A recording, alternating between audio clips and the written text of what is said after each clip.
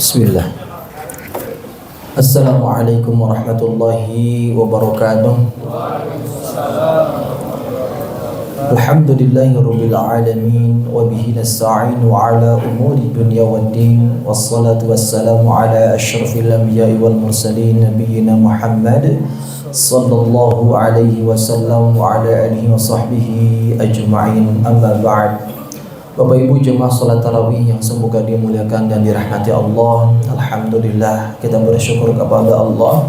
Hari ini masuk malam ganjil, malam yang ke-21 di bulan Ramadan.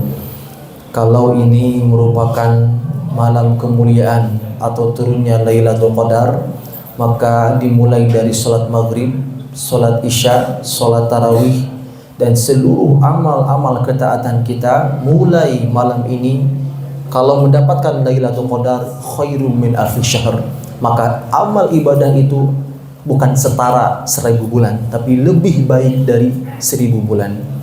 Kalau kita hitung 1000 bulan itu kurang lebih 83 tahun lebih 4 bulan. Bahkan mungkin sedikit sekali yang bisa melampaui usia sampai 83 tahun itu. Berarti kalau kita berhasil mendapatkan ibadah di hari-hari terakhir Ramadan atau tepatnya tepat di Lailatul Qadar, maka ibadah yang dikerjakan itu lebih baik dari usia kita. Bapak Ibu jemaah yang dimuliakan Allah, tema yang diangkat pada kultum malam ini adalah tentang meraih nikmat ibadah. Sebagai mana dosa? Kenapa banyak orang melakukan dosa? Karena sebagian mengira ada nikmat di sana. Makanya matanya lebih senang melihat yang diharamkan dibandingkan melihat yang dihalalkan. Telinganya lebih senang mendengarkan yang diharamkan dibandingkan yang dihalalkan. Pun demikian, dengan segala dosa-dosa yang dilakukan, mudah sekali untuk dilakukan. Karena mungkin di sana ada kenikmatan. Tapi tahukah jemaah, kenikmatan yang ada dalam dosa itu merupakan tipuan dari setan. Yang kalau ada iman di dalam hatinya, dosa yang dikerjakan itu akan berbuah pada penyesalan. Tapi kalau sudah mati imannya, hilang imannya, dosa itu terasa biasa, bahkan sudah menjadi kebiasaan. Maka kalaulah dalam perbuatan dosa itu ada nikmat, mana mungkin dalam ibadah tidak ada nikmat? Ya. Maka sudah sampai hari ke-20 kita puasa, masuk malam yang ke-21. Sudahkah kita menemukan nikmat itu di dalam ibadah kita? Sudahkah kita menemukan nikmat dalam solat-solat kita, nikmat dalam tilawah kita, nikmat dalam puasa kita, nikmat dalam zikir-zikirnya kita kepada Allah Subhanahu wa Ta'ala? Di mana tepatnya nikmat itu jemaah? Tepatnya di hati. Kita bisa merasakan nikmatnya makanan itu di mana? Di lidah kita, tatkala tubuh kita sehat. Tapi semahal apapun nikmat makanan, selezat apapun makanan, ketika tubuh kita sehat, tubuh kita sakit, lidah ini tidak akan mampu merasakan nikmatnya. Pun demikian, sehebat apapun bulan Ramadan, dengan segala kedahsyatan pahalanya, dengan segala keutamaannya, baik ampunannya, rahmatnya, berkahnya, lipat ganda pahalanya, itu tidak akan terasa nikmat bagi hati yang sakit. Maka kalau kita hari ini belum mampu menemukan nikmat ibadah di bulan Ramadan ini, patut untuk kita pertanyakan, jangan-jangan selama ini hati kita sudah banyak penyakitnya. Apa penyakit yang ada dalam hati kita? Penyakit yang ada di dalam hati kita adalah banyaknya dosa-dosa kita kepada Allah. Sampai-sampai Nabi mengatakan, setiap kali seorang hamba itu berbuat dosa, maka satu titik hitam itu akan dilekatkan kepada hatinya. Setiap kali dosa itu dilakukan, diberikan titik lagi. Terus kalau tidak sempat ditaubati, lambat laun hatinya akan menghitam. Sehingga efeknya apa jemaah yang dimuliakan Allah? Ketika hati sudah banyak dari dosa, efek yang pertama hilang nikmat ibadah. Sehingga kita ingin cepat-cepat selesai dalam salat kita. Baca Quran, cepat mengantuknya. Subhanallah.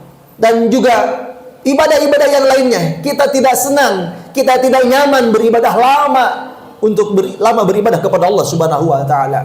Bukan ibadahnya yang salah, tapi hati kitanya lah yang banyak dosa dan penyakit. Efek berikutnya, ketika hati itu banyak maksiat kepada Allah, banyak dosa dan penyakitnya, selain hilang nikmat ibadah, malas mengerjakan ibadah. Sehingga tidak sedikit banyak orang yang lalai di bulan Ramadan, meremehkan salat-salat sunnah, melalaikan salat-salat wajibnya. Merasa waktunya masih panjang, tenang, baru adzan, belum qomat. Sudah qomat, tenang, waktunya masih panjang. Subhanallah.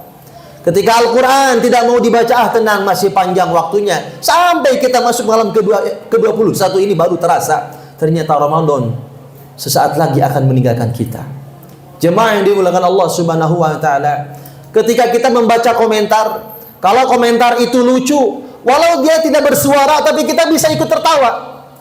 Ketika komentar itu sedih, bacaan yang kita baca itu sedih, kita bisa merasakan sedihnya. Tapi subhanallah, ketika yang kita baca Al-Quran, ayat tentang surga lewat, ayat tentang neraka lewat, ayat tentang rahmat lewat, bahkan berapa kali mulut kita menguap, wai terus, subhanallah. Seakan-akan Al-Quran itu masih terasa hambar di hati kita, subhanallah. Rasulullah SAW merasakan nikmat dalam sholat, sampai-sampai menjadikan sholat itu tempat istirahatnya. Suatu ketika Nabi bersama dengan Bilal bin Rabah, ya Bilal, qum arina bis sholat. Wahai Bilal, bangunlah, mari kita istirahat dengan sholat. Bayangkan, istirahat bagi kita itu kan tidur, rebahan, santai, sehingga dengan itu kita bisa mengistirahatkan lelahnya tubuh kita. Tapi tidak dengan Nabi SAW. Istirahatnya bagi Nabi adalah di dalam sholatnya. Bahkan dalam riwayat yang lain pernah diceritakan oleh Sayyidah Aisyah, di mana beliau pernah mendapati kaki Rasul sampai bengkak karena saking lama berdiri di dalam sholatnya. Lalu ketika ditanya kepada Nabi SAW, kenapa engkau melakukan seperti itu? Jawaban Nabi, tidak bolehkah aku menjadi hamba Allah yang bersyukur? Bayangkan, sampai kakinya bengkak, Nabi mengatakan sholatnya itu sebagai bentuk syukur. Berarti Nabi benar-benar menikmati di dalam sholatnya.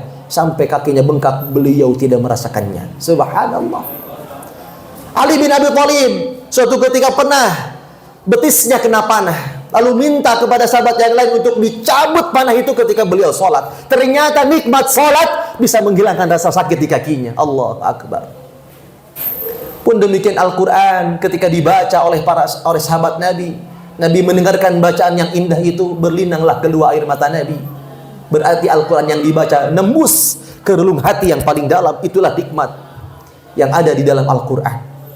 Pun demikian puasa, salat tarawih, dan zikir-zikir yang lainnya pasti ada nikmat. Maka kalau kita hari ini belum merasakan nikmatnya, mau sampai kapan kita terus-menerus membiarkan ibadah itu hambar, tidak ada rasanya? Maka jelas saja kalau ada masalah, kita seringkali mengatakan, sabar sholat. Untuk apa sabar dan sholat? Ternyata tidak bisa melunasi hutang-hutangnya. Subhanallah. Padahal di dalam sabar dan sholat itu ada pertolongan Allah Subhanahu wa ta'ala. Musta'inu bis sabri was salat. Jemaah yang dimuliakan Allah, hati-hati, jangan kita membiarkan hati kita terus-menerus tidak merasakan nikmat di dalam ibadah kita. Yang dikhawatirkan kalau tidak merasakan nikmat di dalam ibadah, dia akan mencari nikmat di luar ibadah. Maka kalau seseorang sudah menemukan nikmat di dalam ibadah, insya Allah tidak akan mencari nikmat di luar ibadah. Kalau dia sudah bisa menikmati istrinya, tidak akan mencari nikmat pada istri orang lain. Kalau dia sudah bisa menikmati harta yang halal, tidak akan mencari harta yang haram. Mari jemaah dimuliakan Allah, kita kenali kondisi hati kita. Kalau kita mulai hilang nikmat ibadah, malas beribadah, meremehkan ibadah, sampai kita meninggalkan yang sunnah, dan lambat laun naudzubillah sampai meninggalkan yang wajib. Itu ciri dosa di hati kita sudah sangat banyak sekali. Dan Allah mendatangkan kita di bulan Ramadan sebagai hadiah agar kita mau memperbaiki hati kita, agar kita mau memperbaiki hubungan kita dengan Allah Subhanahu wa ta'ala, memperbaiki ibadah kita. Sebagai penutup, jemaah yang dimuliakan Allah, salat malam yang sering kita keluhkan betapa sulit dan beratnya, ternyata datang Ramadan kita mampu berdiri sholat tarawih sampai jam 8:30 atau bahkan mungkin sampai jam 9-nya. Berarti dengan sholat tarawih membuktikan bahwa kita itu bisa menghidupkan malam dengan ibadah. Dengan puasa bisa membuktikan bahwa kita bisa menghentikan kebiasaan buruk kita. Kita bisa menahan mata kita, menahan mulut kita, menahan diri dari perbuatan dosa. Berarti kita mampu menahan diri dari segala kemaksiatan dan hawa nafsu kita. Dengan adanya sahur, itu cukup membuktikan bahwa ternyata kita mampu bangun sebelum subuh. Sudah masuk hari yang ke-20, malam yang ke-21-nya, kita bisa bertahan bangun sebelum subuh. Kalau di luar Ramadan, jangankan bangun sebelum subuh, salat subuh aja sering kesiangan. Tapi ternyata Ramadan membuktikan bahwa kita bisa mampu bangun sebelum subuh. Itulah ibadahnya para kekasih Allah. Kanu qalilan minal laili ma yahja'un. Mereka itu sedikit tidur di waktu malam, bukan dikit-dikit tidur. Ini dengar kajian tidur, dengar khutbah Jumat tidur, subhanallah. Jamaah yang dimuliakan Allah. Allah juga menceritakan tatajafa junubuhum 'anil madaji'i yad'una rabbahum khaufan wa tama'an. Lambung-lambung mereka itu jauh dari tempat tidurnya. Mereka berdoa kepada Allah Subhanahu wa taala dengan penuh rasa takut dan harap kepada Allah Subhanahu wa taala. Berarti Ramadan sudah membuktikan bahwa kita bisa bangun sebelum subuh. Dengan Al-Qur'an di bulan Ramadan banyak kita baca. Berarti kita bisa memaksakan diri kita, meluangkan waktu kita untuk lebih banyak berinteraksi dengan Al-Qur'an. Dan hadirin, tahukah kita, Allah yang kita sembah di bulan Ramadan itu sama dengan yang kita sembah di luar Ramadan. Maka jangan pernah pilih kasih. Wa'budu rabbaka hatta ya'tiyakal yaqin. Sembahlah Allah bukan hanya di bulan Ramadan saja, tapi sembahlah Allah sampai datangnya waktu kematian kita. Semoga apa yang disampaikan ini bermanfaat, wabil khusus untuk yang berbicara, umumnya untuk yang mendengarkan kita semuanya. Billahi taufiq wal hidayah. Assalamualaikum warahmatullahi wabarakatuh.